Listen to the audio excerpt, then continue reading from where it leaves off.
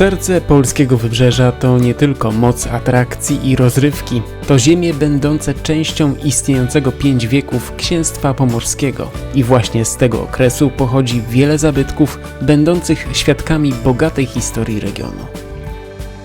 W tym odcinku odwiedzimy miejsca związane z dziedzictwem kulturowym oraz pokażemy Wam, jak podtrzymywana jest tradycja ziemi sławieńskiej i darłowskiej. Zapraszamy!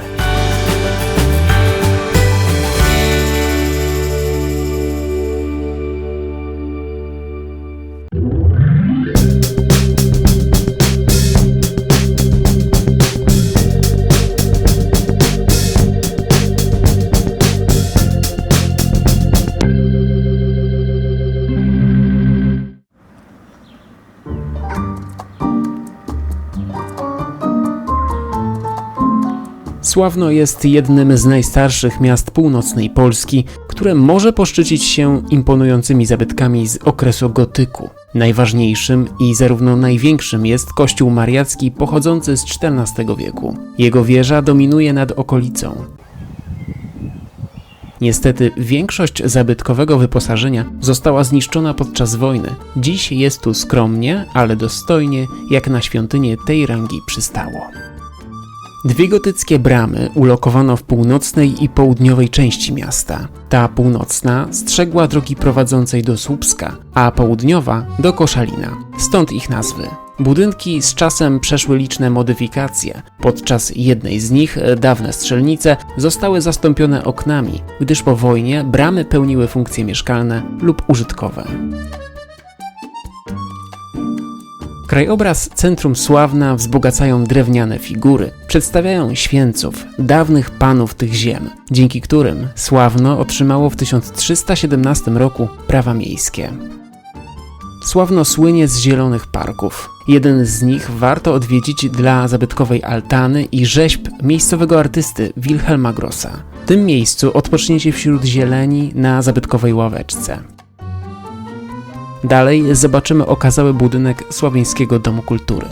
Sławno jest rewelacyjnie położone, przez Sławno wiele osób przejeżdża, więc jeżeli będą chcieli się zatrzymać w Sławnie, to oczywiście zapraszam do Sławieńskiego Domu Kultury. I w tej sali także odbywają się przedstawienia teatralne, koncerty, Festiwal Orkiestr Dętych, a Festiwal Piosenek Marka Grechuty organizujemy jesienią.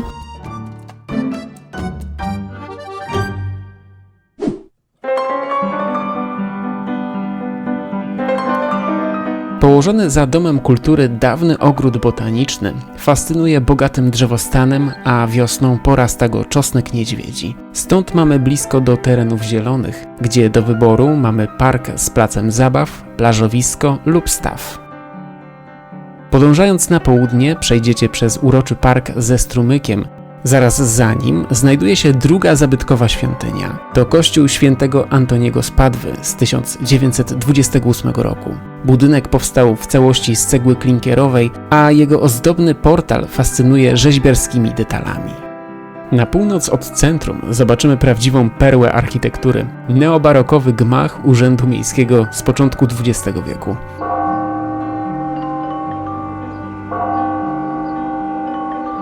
Budynek wieńczy wieża z galeryjką, z której w południe grany jest hymn miasta. Nieco dalej zobaczymy okazałą willę Szulca, przypominającą stylem pałacyk. Powstały w 1897 roku budynek należał do właściciela sławieńskich browarów. Na koniec wędrówki po Sławnie warto odwiedzić utworzone niedawno w miejscu starego cmentarza żydowskiego lapidarium. Znajdziecie tam wiele zabytkowych płyt nagrobnych. Jadąc do Darłowa, koniecznie musicie odwiedzić Park Leonardia w Krupach. Oferuje on ponad 100 drewnianych gier. Park jest świetnym uzupełnieniem wiedzy o stosowanych dawniej narzędziach i technikach. Możecie tam przetestować działania średniowiecznych dźwigów, czy sprawdzić celność kuszy. W nadmorskim Darłowie urodził się i spędził ostatnie lata swojego życia król Danii, Szwecji i Norwegii Eryk Pomorski. Dlatego też wiele miejsc na terenie miasta jest nierozerwalnie związanych z jego postacią. Najważniejszym takim obiektem jest gotycki zamek, w którym Eryk I ukrył swój skarb, a nocami po komnatach wędruje duch księżnej Zofii, zwanej przez Darłowian Białą Damą. Więcej o zamku opowiadamy w innym odcinku z naszych podróży. Link znajdziecie w opisie do filmu. Z zamku przenosimy się do drugiego największego gotyckiego obiektu w mieście – kościoła mariackiego ufundowanego 7 wieków temu. W jego wnętrzu zachowało się wiele ciekawych zabytków: renesansowa ambona, mosiężny żyrandol z aniołem, prospekt organowy czy mauzoleum pomorskie z sarkofagami króla Eryka, a także Elżbiety, żony ostatniego księcia pomorskiego. W cieniu wielkiego kościoła zobaczycie podłużny budynek obecnego magistratu, który powstał z przebudowy dawnych hal kupieckich, bowiem pierwotny ratusz spłonął, a zachowany z niego renesansowy portal wmurowano w nowy budynek. W jego centralnej części zobaczycie herb miasta, gryfa z ogonem ryby. Od przeszło 100 lat rynek zdobi zabytkowa fontanna z pomnikiem rybaka wykonana przez Wilhelma Grossa, rzeźbiarza znanego z wycieczki po Sławnie. Na cokole fontanny wmurowano 4 spiżowe tablice przedstawiające uproszczoną historię miasta. W centrum Darłowa zachowało się wiele obiektów o historycznym charakterze, w tym Brama Wysoka. Dla zainteresowanych architekturą sakralną polecamy mały kościół świętego Jerzego z XV wieku, który podczas remontu zamku pełnił funkcję pawilonu wystawowego miejscowego muzeum.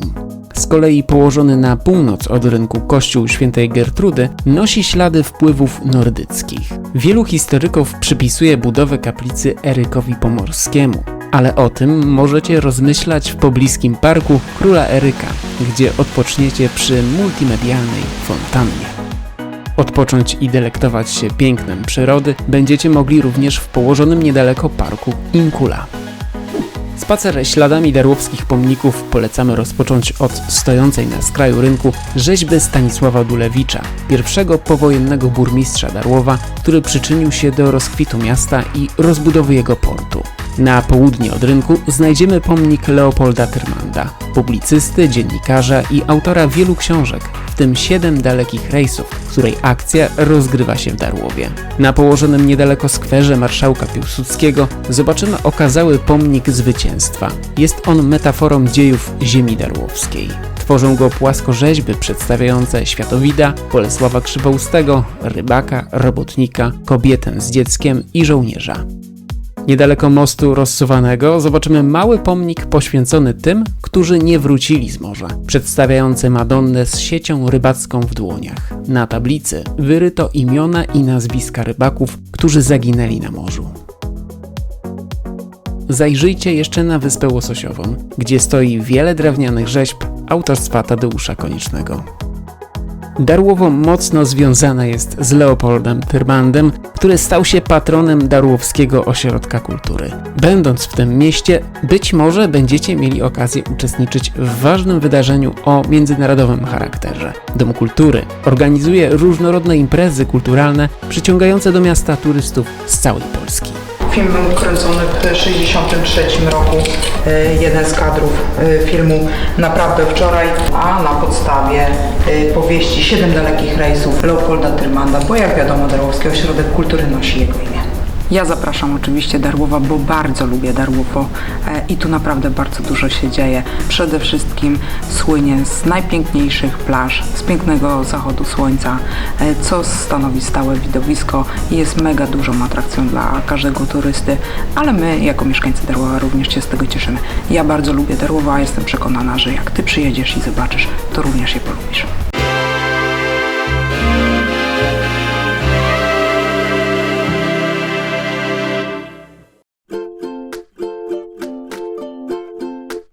Zasubskrybujcie kanał, włączcie dzwonek, aby nie przegapić żadnego nowego filmu. Do zobaczenia.